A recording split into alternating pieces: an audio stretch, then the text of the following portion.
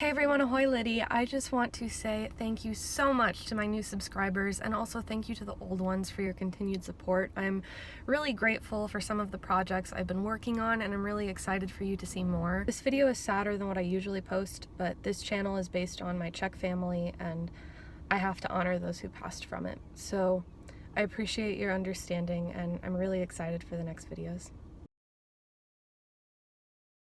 Hey everyone, ahoy Liddy. I just want to kind of give you guys a life update. I've been taking the past few weeks off and today is the first day in a long time that I've been feeling better, so I figured it would be a good time to tell you what all has been happening. I found out that both my dad and my grandma died within a few days of each other. I had a very different relationship with both of them. With my dad, we weren't close and it was very complicated. And with my grandma, I was just getting closer to her at the end of her life when I was learning Czech. So I have different feelings about both, but losing a family member of any kind is always hard, and yeah, I just needed to take the time away. In my last video, I talk about how I try to hide difficult things that I go through in order to appear strong for other people, and someone commented and they said something that really affected me, and they said, "It is not strength to hide the difficult things that you go through, it is strength to be able to talk about them." So I'm talking about this, and I think it's important to talk about, and I hope that this encourages you to talk about whatever you may be going through as well. I thought it would only be appropriate for my next video to be the story of how my grandma and my mom's side of the family got us to the United States and the story of how I am where I am today.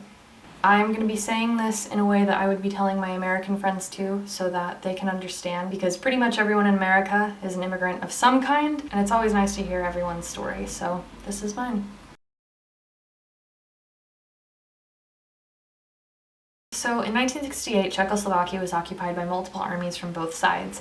Communists were enforcing communism on the country and limiting a lot of basic life liberties, and the people in Czechoslovakia were starting an uprising to fight it. And as the Soviet Union and other countries stayed in Czechoslovakia, people's rights were limited further and further. This is all in history books, and they're going to tell you much more information about the occupation than I could. But it was very hard to leave the country during the occupation because the government really wanted to have control over the people within the country, and they didn't want people to leave, so they made it very difficult. My grandpa was a known physicist in Prague, and he was able to get a permit to teach at a university in New York State.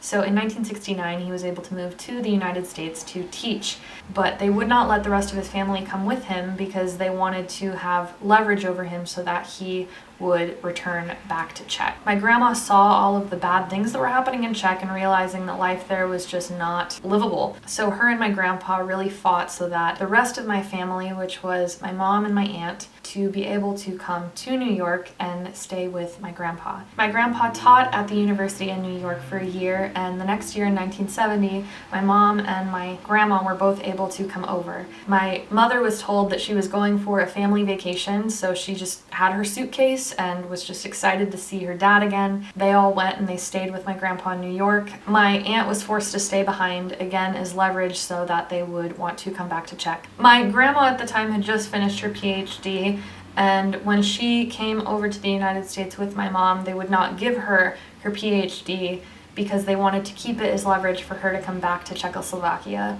So my grandma was not able to receive her PhD until the occupation was long over. So a few months after, my aunt, who was still in Czechoslovakia at the time, she was able to come over to the United States as well. And my aunt was also a teenager, she was pretty young. When my entire family was together, which was my grandparents and my mom and my aunt, my Bubby and Dada said, "This is not a vacation, this is your new home."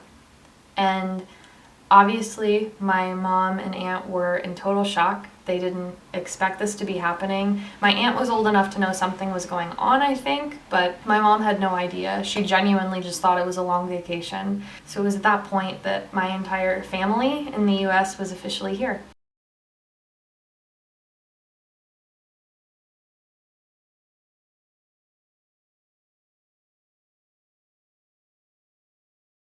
My mom was 13 and my aunt was only a few years older. They were both going through one of the worst times of anyone's life when you're going through puberty and you're trying to figure out who you are and you're getting an identity and trying to fit in with your peers.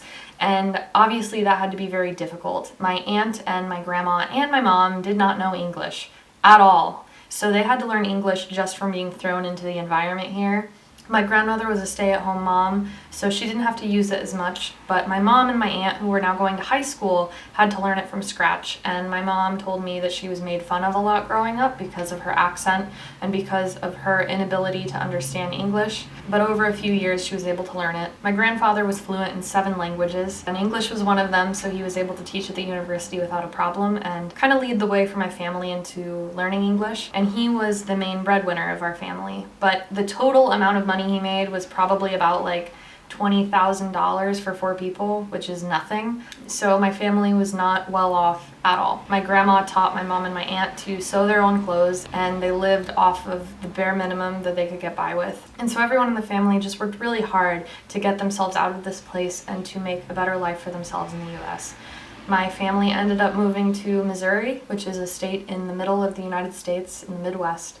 And when my mom got married, she moved to Central Illinois, which is where I was born. And that is where I was raised for 18 years of my life. In Central Illinois, we had a really beautiful lakefront house and a few little boats. And after a couple years, my grandparents were able to move across the lake from us. So in the summers, I remember just swimming across the lake from my dock to their dock. And I would go inside to dry off and just explore their house, which was also a really beautiful lakefront house, and they had a really beautiful home. My grandma really loved gardening, so she took care of their yard a lot, and it was always covered in beautiful flowers.